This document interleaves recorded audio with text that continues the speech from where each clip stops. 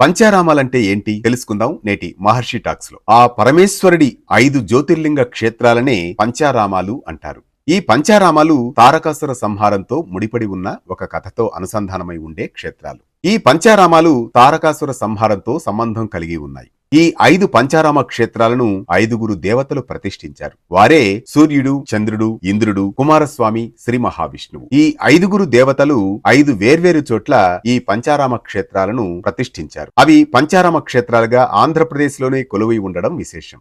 ఈ 5 పంచారామ క్షేత్రాలలో ఇంద్రుడు ప్రతిష్ఠించింది అమరారామంగాను, సూర్యుడు ప్రతిష్ఠించింది ద్రాక్షారామంగాను, చంద్రుడు ప్రతిష్ఠించింది సోమారామంగాను, కుమారస్వామి ప్రతిష్ఠించింది కుమారారామంగాను, అలాగే శ్రీ మహావిష్ణువు ప్రతిష్ఠించింది క్షీరారామంగాను ప్రసిద్ధి చెందిన పంచారామాలు. ఈ 5 పంచారామ క్షేత్రాలు ఆంధ్రప్రదేశ్ లోనే కొలువై ఉన్నాయి. ఇవి పంచారామం విశేషాలు. ఇలాంటి మరిన్ని అంశాల కోసం సబ్స్క్రైబ్ చేసుకోండి మహర్షి టాక్స్, మీ ఆర్కే కొత్తకోటతో. మన సంప్రదాయాలు, ఆచారాలు, పండుగలు, పర్వదినాలు వీటన్నిటి కోసం మీ మొబైల్లో డౌన్లోడ్ చేసుకోండి వేటు న్యూస్.